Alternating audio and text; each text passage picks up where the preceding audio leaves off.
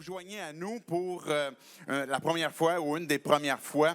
On est content de pouvoir passer ce temps-là avec vous. Comme le petit teaser qu'on vient de voir nous rappelle la série qu'on a commencée il y a quelques dimanches, qui est la série Flambant. On est en train de voir des rencontres que Jésus a eues à travers les évangiles, particulièrement en fait l'évangile de Luc, et de voir qu'est-ce que ça changeait dans la vie des gens quand que Jésus rencontrait certaines personnes. Et c'est ça qu'on est en train de voir. Et déjà, sans plus tarder, je veux déjà mettre la table pour lire cette prochaine rencontre que l'on a, qui est dans Luc, chapitre 8, les versets 26 à 39.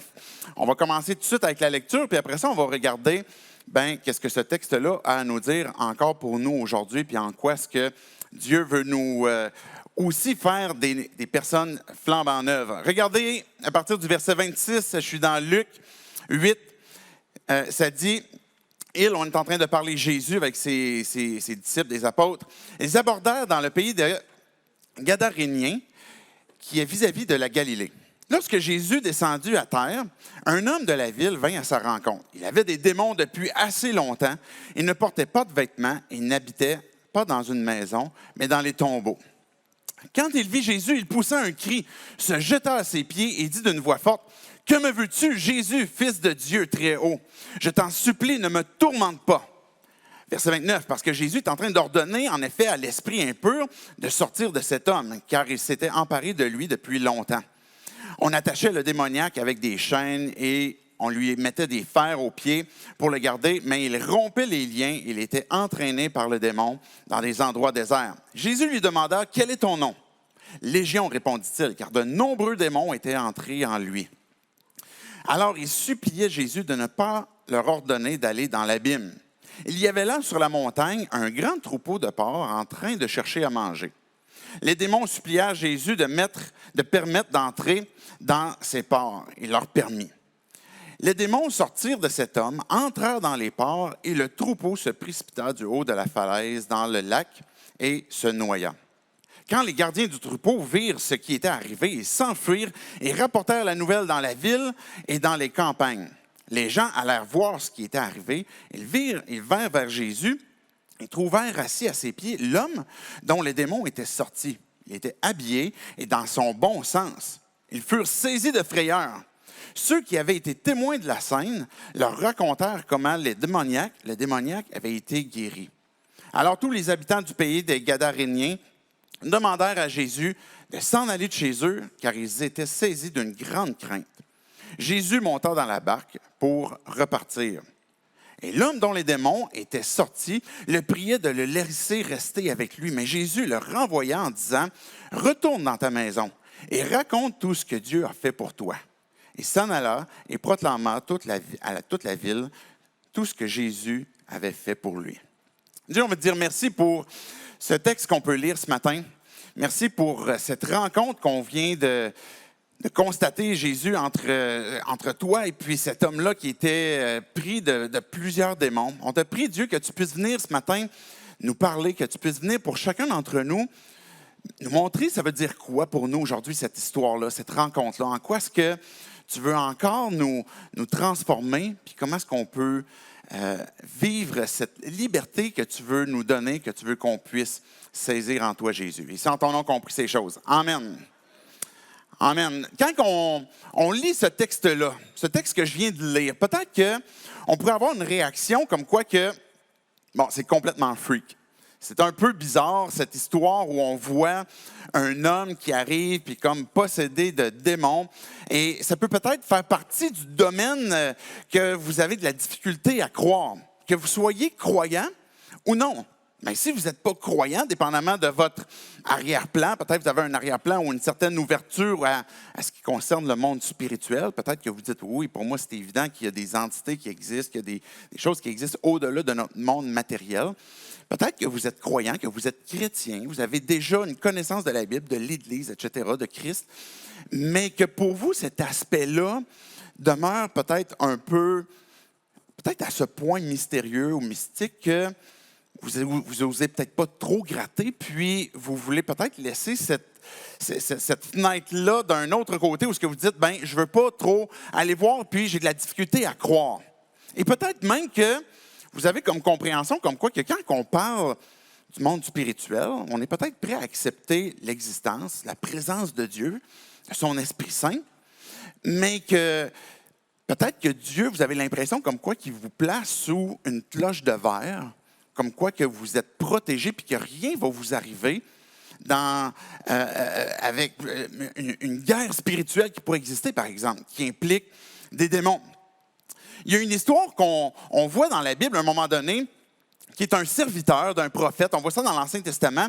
Et puis, à un moment donné, ce serviteur-là, il panique parce qu'ils sont en train de se faire attaquer.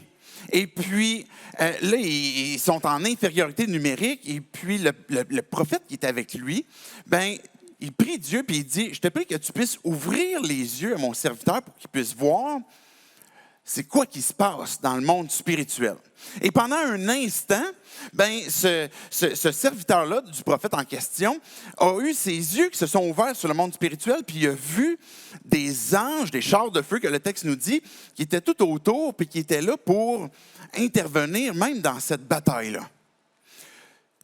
Qu'est-ce qu'on verrait si Dieu venait ouvrir nos yeux sur ce qui se passe autour de nous? Peut-être qu'on a une impression, comme je disais tantôt, si on n'est pas croyant ou si on est croyant, on a différents arrière-plans, on va entendre parler d'histoires d'entités, de fantômes peut-être, de contact avec l'au-delà, d'une personne qui est morte et puis qui veut entrer en contact avec nous. On pourrait avoir différentes compréhensions de ce que c'est le monde spirituel, mais dans l'histoire qu'on vient de lire, on voit qu'il y a une interaction directe avec ce qui se passe sur Terre, avec les personnes qui sont là, avec un homme qui, par exemple, est possédé de démons, finalement. Ce qu'on voit dans cette histoire-là, c'est les leçons que Dieu veut que l'on retienne pour qu'on puisse comprendre comme quoi on se retrouve des fois devant des situations qu'on ne comprend pas. On ne sait pas ce qui est en train de nous arriver. On pourrait arriver dans des circonstances de nos vies où on a l'impression d'être dans une impasse. Je ne comprends pas ce qui arrive, puis il n'y a pas d'espoir qui est devant moi.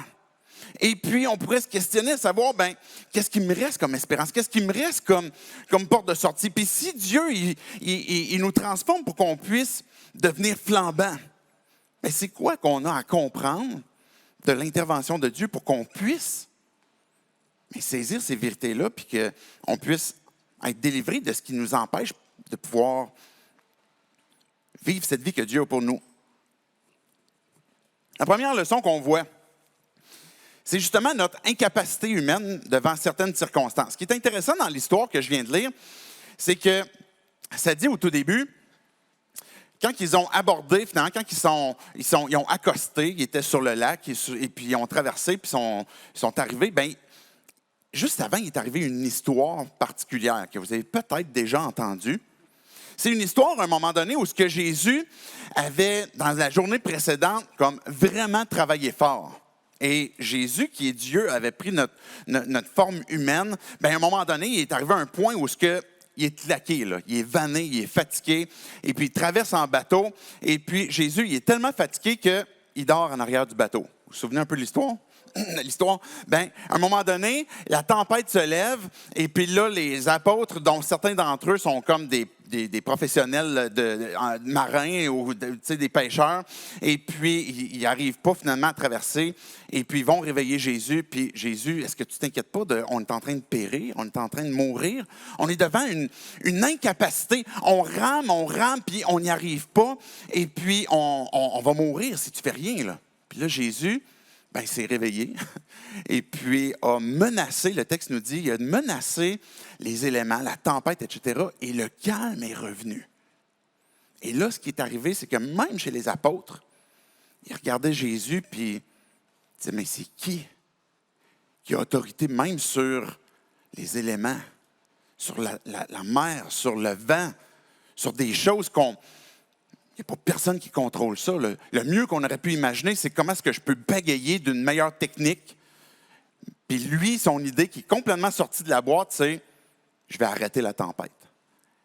Mais il arrive de l'autre côté et puis il se retrouve confronté encore devant une autre impasse. S'il y avait une impasse qui était très matériel. On est dans une tempête, puis on s'en sortira pas. Bien là, ils arrivent maintenant sur le sol et il y a un homme qui est là, que le texte nous dit, qui est possédé d'une légion de démons et puis qui arrive devant Jésus. Puis ce gars-là, il est mal pris aussi.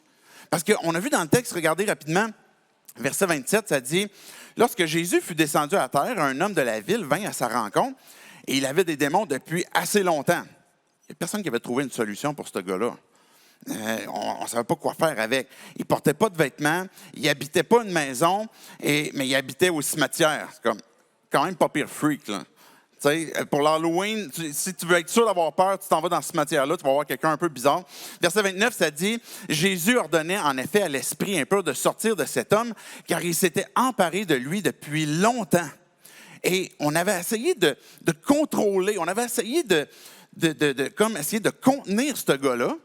Puis ça dit, il s'était emparé de lui depuis longtemps, puis on attachait le démoniaque avec des chaînes, on lui mettait des fers aux pieds pour le garder, mais il rompait constamment. Et puis il était entraîné par le démon, puis dans des endroits déserts. On va essayer de l'attacher, puis on ne pouvait rien faire avec. Ce gars-là, c'est pire que Hulk, je pense. Ce gars-là, il n'a plus le contrôle sur sa propre vie. Les gens à l'extérieur n'ont pas le contrôle sur ce gars-là. Puis le mieux qu'on peut faire, c'est, on espère qu'il va être dans un lieu désert pour pas qu'il nous dérange. L'accueil est quand même assez dramatique. Si on vient de sortir d'une tempête, on arrive devant une autre personne qu'on n'a pas le contrôle, puis les manifestations sont quand même assez évidentes. Dans mon ministère pastoral, ça m'est arrivé d'avoir été demandé pour aider des gens qui vivaient des situations un peu particulières du domaine spirituel. Je me souviens la première fois où j'ai mis les pieds, où j'avais les pieds dans une maison. Puis ceux qui me connaissent, là, juste pour être clair, là, je ne suis pas quelqu'un qui est facilement impressionnable, OK? Je fais pas le saut facilement, je ne suis pas très impressionnable, puis je suis assez sceptique à la base, fait que j'ai besoin de beaucoup de voir certains éléments. Mais je me souviens la première fois où j'ai mis les pieds dans une maison, puis là, il y a quelque chose qui se passait. Je vous épargne beaucoup de détails, mais c'est devenu évident pour moi qu'il y avait quelque chose qui, dans la maison, qui n'était pas d'ordre physique, mais surnaturel. Puis là, je me suis dit, qu'est-ce que je fais? Je pense que je vais appeler le pasteur. Non, c'est moi le pasteur. Qu'est-ce que je fais? Là, j'étais un peu en panique. Et je me souviens encore. Puis aujourd'hui, je repense à ça, puis je me dis, je suis convaincu que Dieu a voulu que je sois là, pour que j'apprenne quelque chose.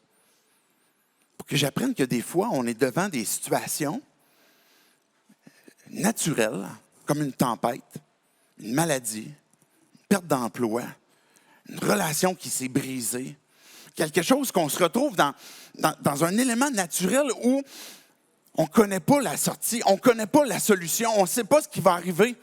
Puis on est désespéré peut-être de l'aide qui peut nous être apportée, ou on peut se retrouver dans une situation même surnaturelle. Ou peut-être, comme je vous ai conté dans cette fois où j'ai été dans une maison, puis ça m'est arrivé après ça à d'autres fois où j'ai accompagné des personnes, puis je vous en parlerai un petit peu plus plus tard, mais on ne sait pas qu'est-ce qui se passe. On ne voit pas ce monde-là spirituel, puis on ne comprend pas toujours qu'est-ce qui est en train d'arriver. Et on peut se retrouver dans une situation où, même dans le monde spirituel, on ne sait pas comment est-ce que la solution va se présenter à nous.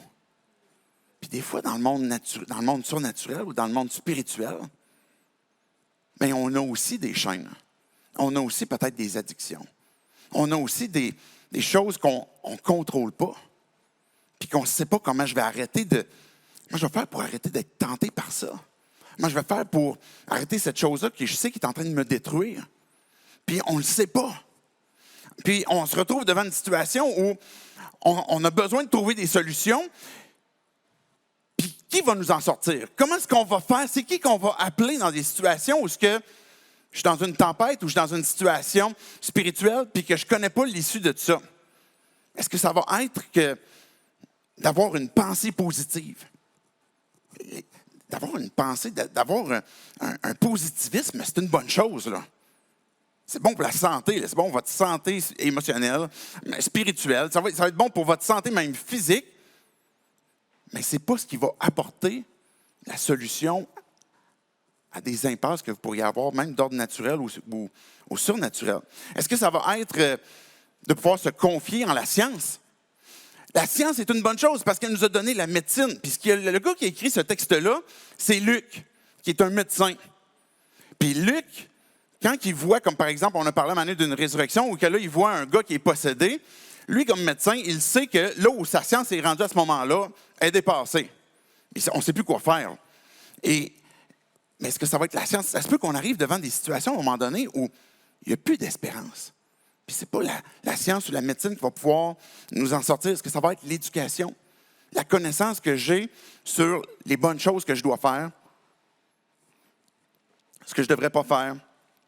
Est-ce que ce qui va me sortir de ça, est-ce que ça va être une capacité supérieure que je peux avoir? Tu sais, je peux me débrouiller quand même pas pire. Je suis suffisamment fort pour mobiliser certaines choses. Mais il y a un moment donné que même avec une capacité qu'on pourrait avoir qui est supérieure peut-être à une moyenne, qu'on est quand même dans une impasse, puis qu'on ne sait pas comment est-ce qu'on va pouvoir en sortir. Vous savez que même dans le milieu chrétien, peut exister, tantôt je parlais de pensée positive, peut exister même dans le milieu chrétien, un peu cette pensée comme quoi que si j'ai le bon mindset, si j'ai le bon minding positif, ça va pouvoir me sortir de plein de situations. Et derrière ça, il peut se cacher un mensonge. Et l'adversaire, on va parler tantôt de l'œuvre, comment est-ce que le diable utilise certaines ruses pour nous tromper. Mais ce qu'il va chercher à faire, c'est d'utiliser des vérités, des bonnes choses qu'on trouve, par exemple, dans l'Évangile, qui est la bonne nouvelle, qui sont des belles et bonnes choses, où ce que Dieu nous sauve, il nous rend flambants, il nous donne sa gloire, il nous donne la victoire, qui sont des bonnes choses qu'on doit se rappeler puis se prêcher. Puis l'adversaire, ce qu'il va faire, c'est qu'à un moment donné, il va juste venir tweaker quelque chose qui fait que même cette pensée chrétienne positive-là va faire en sorte qu'elle va me corrompre. Comment je vais faire pour le discerner? On voit par exemple dans les Écritures que l'esprit d'Antéchrist ne confesse pas la seigneurie de Christ. Ça veut dire que tous ces éléments positifs que je parlais par exemple dans le message chrétien, qui est au centre? Est-ce que c'est moi ou est-ce que c'est Dieu? Et c'est ça le piège de Satan. C'est ça d'un piège qui peut nous garder même dans certaines pensées comme quoi que voici une solution que je vais utiliser pour me sortir d'une impasse. Je suis un chrétien, Jésus m'aime, j'ai la grâce de Dieu, etc. Et de croire un mensonge qui m'emmène finalement des vérités que je vais appliquer à ma vie puis en me plaçant au centre. Mais ça va faire en sorte que tout d'un coup, je ne suis plus en train d'expérimenter la grâce de Dieu qui m'est donnée gratuitement pour me sauver, mais je suis en train de me mettre ou de mettre sur quelqu'un d'autre un fardeau de performance pour maintenir cet élément-là, si c'est moi qui est au centre. Mercredi, j'en profite pour passer le message. Mercredi qui s'en vient, on a une table du Seigneur, la communion. C'est une bonne occasion quand on a ce temps-là de communion où on peut se rappeler de l'œuvre de Christ pour nos vies. Que Jésus est mort pour nous, qu'il nous a donné sa vie et que quand j'ai placé ma foi en lui puis j'ai obtenu la grâce, il m'a donné la victoire, il m'a donné sa gloire, il m'a donné la marche victorieuse en Christ puis que je puisse avancer. Puis quand on se rappelle ce que Christ a fait par le pain qui est brisé, la coupe qui est versée, c'est que je suis en train de me souvenir son œuvre qu'il a fait certainement pour moi. Mais comment est-ce que ça me rend semblable à lui? Mais c'est aussi une occasion, quand on partage la table du Seigneur, à faire le point dans nos vies, et puis que même en tant que croyant, il y a des moments où on a besoin de confesser des choses à Dieu, d'abandonner des choses à Dieu, d'obtenir des victoires, puis de dire, Dieu, voici ce qui se passe dans ma vie. Puis souvent, ce qu'on fait, c'est qu'on se dit, OK, je vais attendre, avant de prendre la table du Seigneur, de comme régler mon problème de consommation X, et puis après ça, j'irai prendre la table du Seigneur. Mais on est en train de se priver de la grâce de Dieu quand on fait ça. Parce que Dieu nous invite à le faire, à prendre cette victoire qu'il nous donne par son sang à cause de Christ, puis pas que les éléments sont magiques, là. C'est qu'il y a quelque chose, il y a un moment, un moyen de grâce que Dieu nous donne pour saisir la vie, puis dire, Dieu, je veux la guérison de mon âme encore. Et si Dieu est en train de nous transformer pour nous rendre de plus en plus semblables à lui, au moment qu'il nous a sauvés, il nous a rendus parfaitement comme lui. On est dans ce processus-là où la table du Seigneur nous permet d'avoir des marqueurs dans nos vies, d'avoir des moments où je saisis ce que Dieu m'a donné pour que je puisse avoir une victoire et puis abandonner certaines choses. Et dans un message, par exemple, dans vos lectures à travers la semaine, Dieu va placer des choses sur votre cœur. Il va dire, mais je veux que tu me confesses ça. Je veux que tu m'abandonnes ça. Puis ça se peut que tu vas arriver à un point où tu vas dire, je ne sais pas comment je vais faire. Je ne sais pas si je vais réussir. Mais dis-le à Dieu. Viens prendre la table du Seigneur, puis dis à Dieu ta lutte, tes défis, ton addiction. Et Dieu donne des victoires. Dieu donne des délivrances. Vous avez besoin d'avoir cette foi qu'on est devant des limites que l'on a humainement. Des limites terrestres, matérielles, mais des limites spirituelles aussi, qu'on est confronté. Et qui qu'on peut appeler dans ces moments-là? Même quand que le pasteur il capote un peu parce qu'il ne sait pas ce qui est en train de se passer, mais ce qu'il a compris, le pasteur, c'est qu'on appelle Jésus-Christ. Parce que c'est lui qui va pouvoir intervenir. Mais une deuxième leçon qu'on peut comprendre, c'est que le monde spirituel est bien réel. C'est un monde qui est présent. Et je veux prendre quand même quelques minutes pour expliquer cet aspect-là, parce que il pourrait y avoir un peu de confusion, parce que peut-être on y croit pas trop, comme j'ai expliqué tantôt en début de parcours, et on n'est pas trop sûr de comment ça va se manifester. Je posais en début de semaine dans le groupe Communauté 180, laquelle des générations croit le moins à l'existence des démons. Puis la forte majorité d'entre vous avait répondu comme quoi que c'était les 15 à 25 ans. Je pense que j'ai fait des tranches de 10 ans. Les 15 à 25 ans, puis je suis allé jusqu'à 55 ans, puis comme 55 ans et plus, comme le reste de la batch. Ou je pense 65 et plus, en tout cas, bref. Mais tu sais, souvent, en haut de 65 ans, c'est du monde qui ont connu beaucoup plus le catholicisme, là. Donc, il y a certains aspects chrétiens qui sont plus présents que, par exemple, les plus jeunes générations. Mais selon votre impression, la plus jeune génération, 15 à 25 ans, ne croit pas à l'existence des démons, ils croient moins. Pourtant, ce qui est intéressant quand on regarde notre culture, quand on regarde ce qui est révélé, par exemple, à travers même des tunes. Tantôt, je regardais, si vous connaissez Imagine Dragon, ils ont fait une tune qui est Demons, démons, et puis ils vont dire, il y a même cette expression, comme dans sa tune, ce qu'il va dire, c'est comme, approche-toi pas trop de moi, parce que finalement, tu vas constater mes propres démons. On a une expression qui reflète nos luttes, nos impasses spirituelles, nos impasses comme cachées intérieures, etc., qu'on n'ose pas trop révéler, mais qu'on appelle nos démons intérieurs. Même si, des fois, on ne va pas mettre une étiquette de dire « OK, oui, ça, c'est le monde démoniaque », on va avoir dans notre culture populaire la présence du monde spirituel. Ghostbusters. Ceux qui ont connu la première version, la version comme vintage, on a plein de films comme ça. Je regardais récemment, je suis tombé là-dessus avec Stranger Things, qui est comme un peu un pendant du monde spirituel. Je ne sais pas si vous l'avez vu un peu, il n'y a pas toutes des bonnes choses, hein. Mais tu sais, ce que ça montre, c'est que le Créateur a montré comme quoi qu'il y a un monde physique qui est bien matériel, puis il y a un monde parallèle qui est mauvais, qui est méchant, qui cherche à détruire. Et les deux sont en contact, sont juxtaposés, mais qui sont bien distincts, mais bien présents l'un avec l'autre aussi. Fait qu'on voit dans notre monde, dans notre culture, comme quoi que l'aspect spirituel est présent. Je me souviens à un moment donné, quand j'étais enfant, là, je devais avoir peut-être 6-7 ans, la première fois que j'ai vu un nid de guêpe. Il était immense, dans un gros pommier. En tout cas, dans ma tête, il était immense. Peut-être parce que c'est moi qui étais petit. Puis, j'avais des amis qui étaient là un peu avant moi. Moi, je suis arrivé comme un peu en retard. Puis, tu sais, ils étaient en dessous du pommier. Puis là, mes amis, ce qu'ils faisaient, eux autres, c'est qu'ils prenaient les pommes. Puis, devenaient où ce qu'ils lançaient. Sur le nid de guêpe. Et puis là, moi, je regardais ça innocemment, puis je me suis dit, c'est intéressant, c'est cool, on va regarder qu'est-ce qui arrive. T'sais. Et puis, jusqu'au moment où la pomme fatidique a pogné le nid de guêpe, puis le nid a tombé. Puis là, on a vu les guêpes s'en aller. Mais moi, je regardais encore qu'est-ce qui se passait, puis je ne comprenais pas qu'est-ce qui était en train d'arriver, jusqu'au moment où je me suis fait piquer, comme derrière l'oreille ici, là, je m'en souviens encore. Et là, je suis parti à courir en braillant chez nous. J'avais tellement mal, je ne sais pas si j'avais l'oreille qui avait comme enflé en plus, puis ça chauffait. Et là, j'ai compris qu'est-ce qui se passe quand tu remues un nid de guêpe. Des fois, le monde spirituel, on a l'impression qu'il n'est pas là, mais il arrive des circonstances à un moment donné où on dirait qu'il y a quelqu'un qui a lancé de quoi dans le nid de guêpe.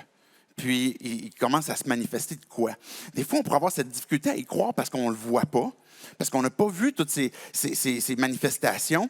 Mais à un moment donné, on pourrait être témoin de cette activité-là. Pas juste témoin des choses surnaturelles, mais de ce qu'on est en train de subir, même dans notre âme, dans notre cœur. Si je prends 30 secondes, ça va peut-être être plus que 30 secondes, mais quelques minutes, rapido, pour expliquer comme une courte synthèse de c'est quoi le monde spirituel, c'est quoi l'au-delà.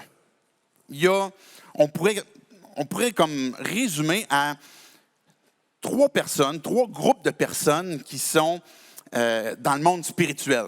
Dieu, premièrement, qui est le Père, le Fils, le Saint-Esprit, qui est Trinité, puis qui a toujours existé, l'alpha, l'oméga, etc.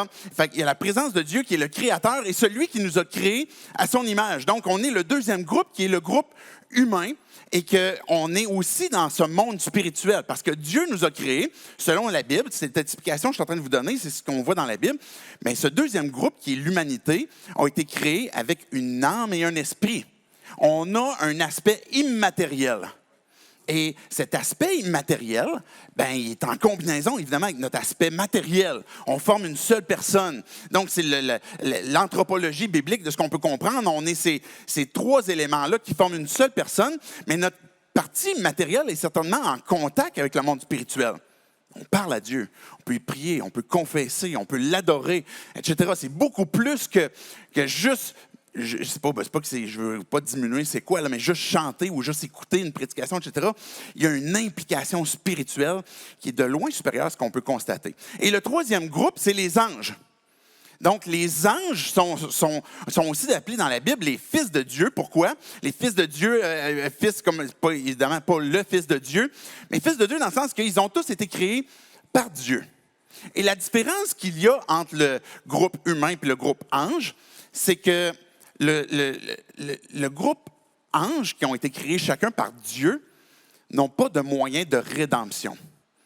Qu'est-ce qui est arrivé quand la corruption a frappé l'humanité, puis le groupe d'anges? L'humanité, ce qui est arrivé, c'est qu'on a tous été touchés par la corruption. On a tous été séparés de Christ. On est tous séparés de Dieu à cause du péché. Et ce que Dieu nous dit, c'est que Dieu n'est pas venu en aide aux anges, mais il est venu en aide aux humains. Et c'est la raison pour laquelle Jésus s'est incarné, pas dans un ange, s'est incarné dans notre humanité. Il a participé au sang et à la chair, comme nous, pour qu'il puisse nous donner la vie.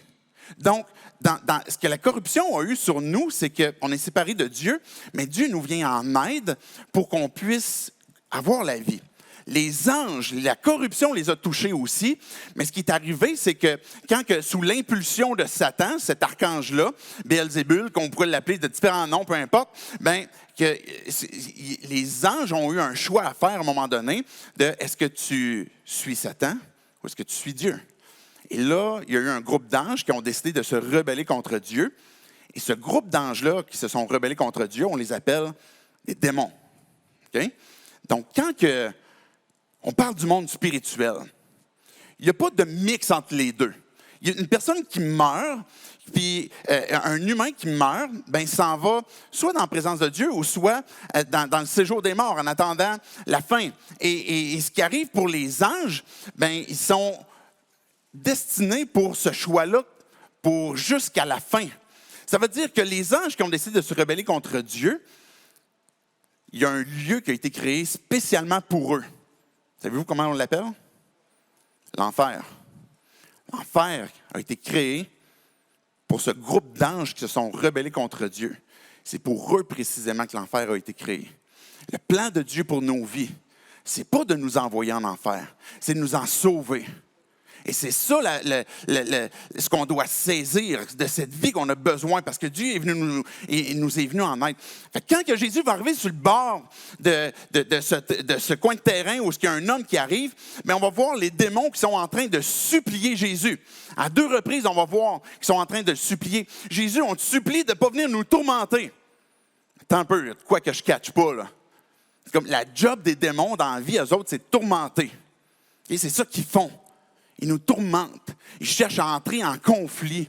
Ils divisent. Ils manipulent. Ils vont créer le mensonge, etc. C'est des accusateurs. Et puis, ils vont constamment être en train de vouloir tourmenter. Et là, ils sont devant Jésus, puis ne nous tourmentent pas. Parce qu'ils connaissent Jésus. Le monde spirituel est bien réel. Et quand les démons vont voir Jésus, ils vont l'appeler de par ce titre qui correspond à la nature de ce que Jésus est, Fils de Dieu, Fils du Dieu vivant. Et ce que ça veut dire dans cette expression de Fils de Dieu, c'est que Jésus est de la même nature que le Père. Quand Jésus va affirmer qu'il est le Fils de Dieu, les Juifs à l'époque, ce qu'ils comprennent, c'est clair. Ils prennent des roches puis ils veulent le lapider parce que tu te fais Dieu. C'est ça qu'on voit dans Jean 5. Fait que Jésus qui affirme être Fils de Dieu, il est en train de dire qu'il est Dieu. Et les démons sont en train de voir que Jésus a une autorité sur eux. Regardez, je fais une citation rapidement de Jude 1, verset 6. Je dis Jude 1, mais en fait, il y a juste un chapitre. Essayez de trouver le deuxième, si vous voulez. Jude 6, on va dire ça de même. Verset 6, ça dit « Quant aux anges qui n'ont pas conservé leur rang », vous vous souvenez, je disais tantôt, il y a les anges, puis à un moment donné, il y a une batch qui ont décidé de se rebeller contre Dieu. Bien, c'est les anges qui ont décidé de ne pas conserver leur rang, mais ont abandonné leur demeure propre. Il les a enchaînés éternellement dans les ténèbres pour le jugement du grand jour. Il y a des anges qui, déjà présentement, qui sont des démons, des anges rebelles, qui sont déjà enchaînés dans l'abîme. Fait que quand les démons vont voir Jésus arriver, ils vont dire, on t'en supplie, là, ne nous tourmente pas, là. Ne nous envoie pas dans l'abîme. C'est ça qu'ils ont demandé dans le texte qu'on a lu tantôt. Envoie-nous pas dans l'abîme. Parce qu'ils savent que Jésus a cette autorité-là. On pourrait avoir toutes sortes de mythes en ce qui concerne Satan. Puis je veux fermer cette boucle-là. Là. Je parlais tantôt du monde spirituel, là, puis je veux fermer la boucle pour qu'on puisse particulièrement se concentrer sur qui est Christ et pourquoi est-ce qu'il a pu intervenir pour cet homme-là. Mais des fois, on pourrait penser comme quoi que Satan, il règne en enfer. Puis c'est un mythe qui est vraiment ancré. On pense comme quoi qu'il est comme le maître du côté obscur. Mais l'enfer a été créé pour lui. Et ces autres anges aussi. On pourrait avoir comme quoi la compréhension que Satan est partout. Et c'est faux. Satan n'est pas partout. Il est limité. Il n'a pas toute capacité. Il n'est pas omniprésent. Son système, on dit qu'il est le prince de ce monde, il a un système qui est certainement bien ancré sur la terre où on est constamment dans cette guerre spirituelle avec son système. Mais l'œuvre démoniaque, elle est présente. Et ce que Dieu nous appelle à faire avec l'œuvre démoniaque, c'est de discerner. Puis vous savez, le piège qui existe dans le monde chrétien, c'est deux choses. Soit qu'on vire complètement freak, puis on en parle tout le temps, puis ça devient notre focus, ou à l'inverse, on n'en parle pas, puis on met ça en dessous du tapis, puis comme on espère qu'ils ne nous dérangeront pas. Mais c'est deux erreurs qu'on pourrait faire. Puis ce que Dieu est en train de nous appeler, c'est à discerner. L'Esprit de Dieu donne même cette capacité de discernement des esprits, de savoir qu'est-ce qui est en train de se passer, elle est où la lutte, qu'est-ce qui est en train d'arriver justement dans ce monde spirituel. Et puis la plupart du temps, l'activité démoniaque n'est pas aussi spectaculaire que ce qu'on vient de voir dans notre histoire. Là, le gars, il arrive, on imagine comme il y a une barbe. Pas ceux qui ont des barbes, c'est pas... Bon, rasez-vous, s'il vous plaît. Non, c'est pas ça. Mais tu sais, le gars, il arrive, il est nu, on voit que ça fait longtemps qu'il s'est rasé, et puis il parle d'une voix forte que le texte dit. Tu sais, on voit comme il y a quelque chose qui a beaucoup d'éclat. Là. C'est quand même assez spectaculaire ce qui est en train de se produire. C'est quoi ton nom? Jésus lui demande. Puis légion. J'ai posé la question aussi, c'est quoi selon vous une légion? Une légion romaine, c'était 6000 hommes. Je ne sais pas combien de démons il y avait dans ce gars-là. Là. Mais pour que le démon, il dise, appelle-moi légion. Parce qu'on est vraiment beaucoup. Ça veut dire qu'il y avait cette puissance-là, justement, qu'on disait tantôt, qu'il brisait ses chaînes, etc. Mais l'activité démoniaque n'est pas toujours autant évidente, aussi spectaculaire. Ce que Dieu nous appelle, c'est à être vigilant des ruses du diable. Parce que c'est un menteur. Il vient tweaker, comme je disais tantôt, des vérités qui sont glorieuses, pour qu'on croit un mensonge qui vienne nous corrompre par après. C'est un accusateur. n'est pas assez bon. Regarde qu'est-ce que lui il pense de toi. T'as-tu vu la façon qu'il t'a regardé? Tu es bien trop gros, tu es trop maigre. Le monde ne t'aime pas. Tu devrais t'isoler. Dieu t'a peut-être abandonné. Tu as encore tombé dans ce péché-là, il va penser quoi de toi? Penses-tu vraiment que ça vaut la peine de te faire baptiser ou d'aller à la table du Seigneur? C'est l'accusateur. Dieu n'est pas un accusateur. Et quand on discerne ce que Dieu fait, Dieu c'est un Dieu de vérité. C'est un Père de grâce, de bonté. Certainement qu'il a cette sainteté. Mais tout ce qu'il reflète est la vérité, la justice et la sainteté est parfait. Mais l'adversaire c'est un ange de lumière. Il se déguise en ange de lumière. Et on pourrait penser comme, OK, s'il n'y a pas d'éclat, s'il n'y a pas un gars tout nu avec une barbe qui arrive, il n'y en a pas de démon, bien, ce n'est pas le cas. Parce qu'il nous attend à chaque détour. La Bible nous dit dans Éphésiens 6, verset 10, « Enfin, mes frères et sœurs, fortifiez-vous dans le Seigneur et dans la force toute puissante. Revêtez-vous de toutes les armes de Dieu afin de pouvoir tenir ferme contre les manœuvres du diable. En effet, ce n'est pas contre l'homme que nous avons à lutter, mais contre les puissances, contre les autorités, contre les souverains de ce monde de ténèbres, contre les esprits du mal dans les lieux célestes. Le monde spirituel est bien réel et on est dans un combat. Et ce combat-là se passe dans nos pensées, dans nos cœurs. Vous savez qu'il y a un mot qu'on a traduit en français, qu'on trouve dans notre Bible, qui est médisance. Mais vous savez, c'est quoi le mot à l'origine de ça? Diabolus. L'œuvre du diable, même dans l'Église, pourrait se transformer en médisance, en parler dans le dos. Puis on pourrait participer à l'œuvre du diable. De vouloir peut-être même autre chose que la gloire de Dieu, que le plan de Dieu pour ma vie. Puis Pierre, quand il a dit à Jésus, « Jésus, tu n'iras pas à la croix. Je vais être là pour te sauver. » Souvenez-vous ce que Jésus a dit? « Arrière de moi, Satan. » Si on pense que, parce que je suis un croyant, que je ne peux pas être sous l'influence du diable, hein, Pierre, pour lui, c'était une mauvaise journée, cette journée-là. Comme Jésus m'a appelé Satan.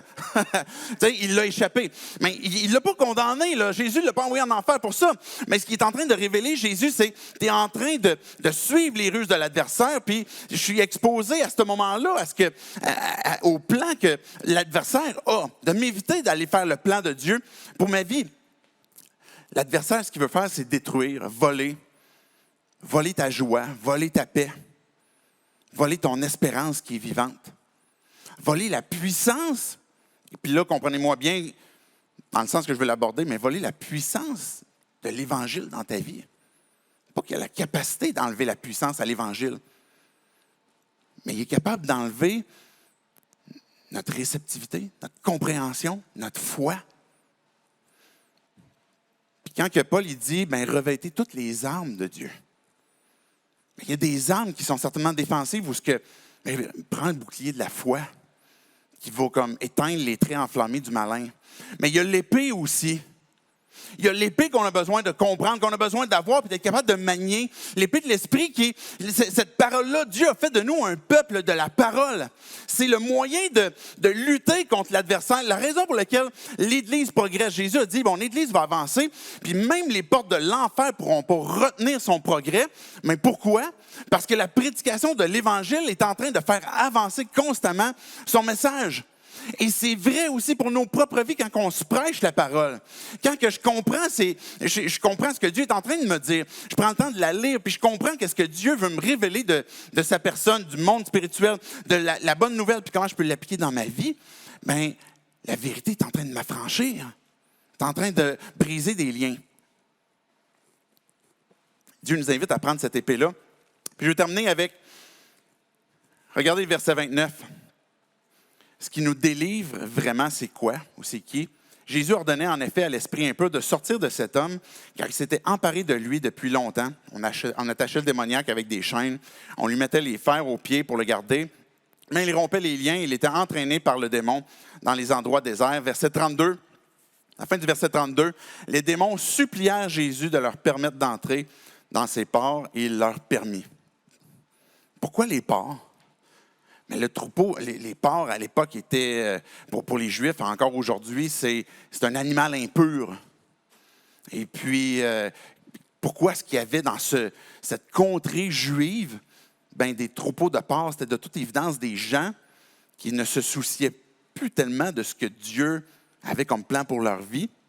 Et ils ont envoyé, Jésus a chassé, a permis aux démons d'aller dans les porcs, qui se sont finalement jetés en bas de la montagne, puis qui sont noyés. Pourquoi les porcs? Pourquoi ils sont allés se noyer? Il y a plein de questions comme ça que je ne sais pas. Je ne comprends pas. Peut-être que Jésus a fait comme un 2 pour 1. Il a comme chassé les démons, puis en même temps, les porcs qui ne devaient pas être là, qui étaient une source de revenus certainement pour les personnes qui étaient là. Mais ce qu'on voit, c'est que ce que Jésus fait, c'est qu'il manifeste sa puissance avec sa parole. Quand on est découragé par peut-être nos propres impasses, nos incapacités, des situations dans nos vies où on ne sait pas comment est-ce qu'on va en sortir, que ce soit du spirituel, du matériel, puis on ne sait pas qu'est-ce qui va pouvoir nous sauver de ça. Mais ce que Dieu veut nous révéler à travers cette histoire-là, c'est que Jésus est venu pour nous sauver. Il est venu pour nous apporter la liberté, pour nous rendre flambants. Puis dans ce texte-là, on voit que les démons parlent beaucoup, le démoniaque. On voit qu'il y a beaucoup de choses, mais il y a très peu de textes des paroles de Jésus. Je ne sais pas si vous avez remarqué, mais il y a très peu de ce que Jésus est en train de dire. Puis ça dit simplement comme quoi que Jésus a dit, OK, allez dans les ports. Il n'y avait personne qui avait réussi à contenir cet homme-là. Par sa simple parole. On a vu Jésus qui a rendu un paralytique capable de bouger. On a vu un enfant qui était mort revenir à la vie. On a vu un démoniaque qui personne ne pouvait enchaîner, puis que le gars, il n'avait plus le contrôle sur sa propre vie, puis que Dieu a rendu sa liberté. Parce que l'autorité, parce que la puissance, parce que Jésus est le Fils de Dieu. Puis ce qui vient nous libérer, ce n'est pas la bonne connaissance.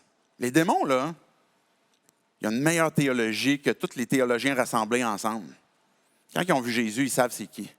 Jésus, Fils de Dieu, Dieu vivant. Ils le savent. Il était là, les anges, quand que Dieu a posé les fondements du monde. Puis ils éclataient en chant d'allégresse, que la Bible nous dit. Ils ont vu la puissance de Jésus à travers sa parole qui a créé l'univers. Et ils le savent que si Jésus les envoie sur sa simple parole dans la Bible, ils sont faits. Des fois, on est devant nos problèmes et on a l'impression qu'on est fait. Puis quand que Dieu intervient, qu'on réalise que nos problèmes ont foutu le camp devant Christ, c'est nous qui devenons impressionnés de qui est Jésus. Parce que Dieu est en train de révéler qui il est. Puis la bonne information. Les démons, ils savaient c'était qui Jésus. Mais ce n'était pas ça qui leur est venu en aide. Mais le fait que on croit. Jésus est venu, est venu à notre aide. Colossiens 2, je vais vous lire un texte rapidement pour conclure. Je vais inviter les musiciens à s'avancer. Et c'est un texte que je lis, même à voix haute, quand je me retrouve dans une situation où je sens vraiment que je suis dans une guerre spirituelle. Il y a une difficulté, puis qu'il y a une situation où je ne comprends pas ce qui est en train de se produire, puis j'ai l'impression de me battre, puis je ne vois pas l'issue de ça. Mais c'est un des textes que je vais lire régulièrement, de Colossiens 2, versets 13 à 15. Vous qui étiez morts en raison de vos fautes et de l'incirconcision de votre corps, et vous a rendu à la vie avec lui. Cette idée d'incirconcision, là, c'est un cœur qui a été restauré devant Christ ou qui a placé sa foi en lui. Mais il nous a pardonné toutes nos fautes, ça dit la fin du verset 13. Il a effacé l'acte rédigé contre nous. Il y a un aspect de justice où il y a un acte qui a été écrit et qui est contre nous à cause du mal, à cause du péché que l'on a fait. Ça, c'est ce qui est la réalité de notre vie, de notre état qui a été corrompu. Mais cet acte-là, ça dit qu'il l'a effacé. Parce qu'il nous condamnait par ses principes et il l'a annulé en le clouant à la croix. Quand Christ est allé à la croix. C'était ça le plan du Père. Et la raison pour laquelle il est allé, c'était pour effacer l'acte qui nous séparait de lui.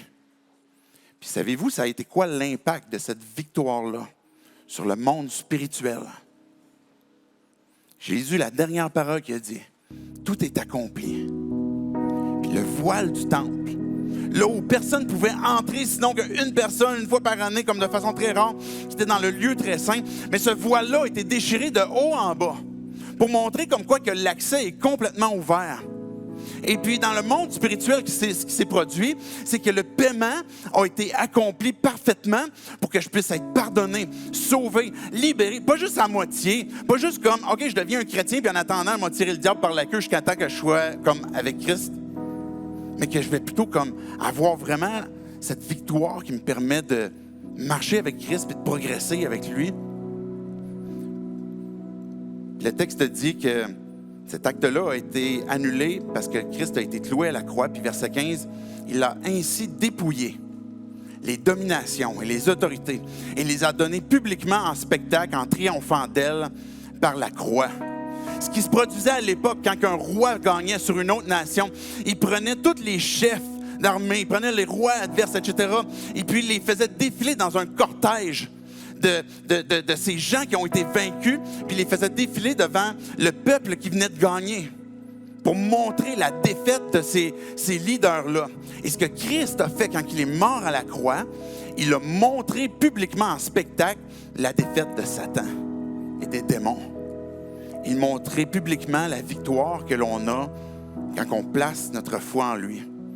Ce que Dieu veut faire pour nous, c'est de nous rendre flambants. Ce gars-là, il était assis à côté de Jésus après ça, puis les gens étaient comme, c'est qui ce gars-là fraîchement rasé? Qui écoute, puis qui n'a pas besoin d'être attaché. Hey, mais c'est le gars, c'était le gars qui était dans les cimetières. Puis les gens ont commencé à avoir peur de Jésus. Les gens de cette contrée-là ont dit, on a peur de toi, là. Va-t'en. Va-t'en, parce qu'on ne sait pas ce que tu veux de nous. Puis, Jésus n'a pas hésité. On voit qu'il d'embarque. Peut-être là, ça vient rembarquer. Puis l'homme, il va suivre Jésus. Puis comme, Jésus, emmène-moi avec toi, je veux te suivre. Puis Jésus, il a dit non. Parce que maintenant, j'ai une mission pour toi. Parce que tu vas être un témoin de ce que Dieu a fait dans ta vie. De ce que Dieu est en train de faire dans ta vie. Pas parce que tu es une super bonne personne, puis maintenant, il n'y a plus rien, tu n'as plus aucun problème. Mais parce que Dieu a fait une œuvre en toi. Et va dire à tout le monde, même si les gens sont en train de me chasser, va leur rappeler qu'est-ce que Dieu a fait dans ta vie. Puis ce gars-là, il est parti. Puis il est allé dire à tout le monde, ce que le texte dit, ce que Jésus a fait dans sa vie. Comment est-ce que Jésus l'a transformé. Puis c'est à ça que Dieu nous appelle. On a une décision à prendre. La première décision, quand on veut se sortir de cette impasse que la corruption nous a placée, qui est séparée de Dieu, puis qui nous place sous cet empire qui est contrôlé par les ténèbres, bien, le moyen d'en sortir, c'est la repentance. C'est dire, Dieu, moi-même, je participe au mal. Moi-même, je génère du mal. Mon cœur est rempli de toutes sortes de mauvaises idées, puis moi-même, je détruis. Puis je me laisse facilement influencer par le diable, par les démons. Puis j'ai besoin que tu me sauves. J'ai besoin que tu me donnes la vie. Que tu fasses de moi ton enfant. Le premier pas, c'est la repentance. Pour que Dieu puisse nous conduire aussi à la confession. Quand que je confesse, la Bible nous dit qu'on est sauvé quand on croit du cœur, mais quand on confesse de la bouche aussi. Et confesser de la bouche, bien, le premier moment où ce que l'on a de pouvoir confesser de la bouche, c'est quand je me fais baptiser. Parce que je suis en train de dire, je donne ma vie à Christ maintenant. Et je veux que les gens qui soient là, vous soyez témoins de ce que Dieu a fait dans ma vie. Et c'est pas que le baptême est en train de donner une porte qui nous rouvre le ciel, mais c'est plutôt un moyen de confesser, de dire publiquement, je crois en Jésus-Christ, le Fils de Dieu, qui est mort pour moi, qui est ressuscité, puis maintenant j'ai une nouvelle vie en lui, parce que je me suis repenti de mes péchés. Et là, je suis en train de confesser. Jacques qui va nous dire, confessez vos péchés les uns aux autres pour que vous puissiez être guéris. On a besoin de dire nos faiblesses, nos incapacités. L'Église, c'est un lieu pour ça. La table du Seigneur, c'est un moment aussi pour ça, pour confesser. Fait que quand on se repent, on confesse. Puis Dieu nous emmène aussi à vivre par la foi. Puis à vivre dans la soumission de « c'est lui qui est au centre de ma vie. C'est lui qui est vainqueur. C'est lui qui constamment que je peux appeler. Parce que c'est lui qui est tout glorieux. Puis le fait que je sois complètement flambant neuf, c'est à cause de lui. Ce gars-là, il est assis au pied de Jésus. Comme maintenant, c'est toi, Jésus, que je veux entendre. C'est toi que je veux. C'est près de toi que je veux être. C'est toi que je veux suivre. De se soumettre à lui. De se prêcher la bonne nouvelle régulièrement. Pour contrer l'effet du mensonge que l'adversaire cherche à nous faire croire. Puis de prêcher la vérité. De dire,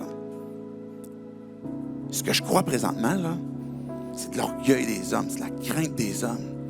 C'est une performance que je veux pour me montrer. Je veux être accepté. Et puis là, je suis en train de dire, je suis en train de confesser. Puis,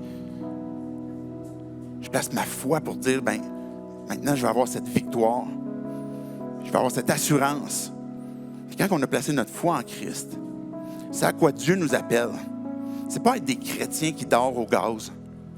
Parce qu'un des pièges de l'adversaire, c'est de faire en sorte que les chrétiens sont en train de dormir.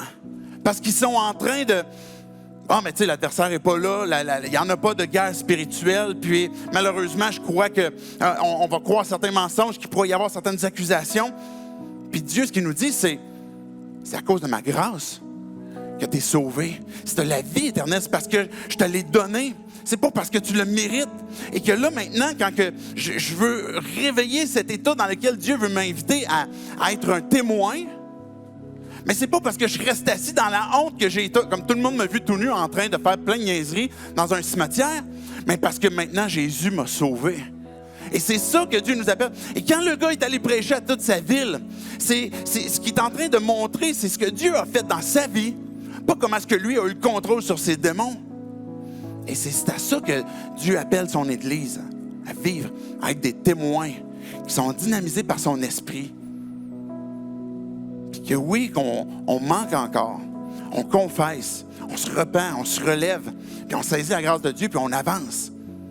Puis on montre qu'est-ce que Dieu a fait dans nos vies. Dieu, je veux te dire merci pour cette histoire que tu nous rappelles, comment est-ce que tu nous veux nous sauver, comment est-ce que tu as toute autorité, toute puissance, par ta simple parole, Jésus.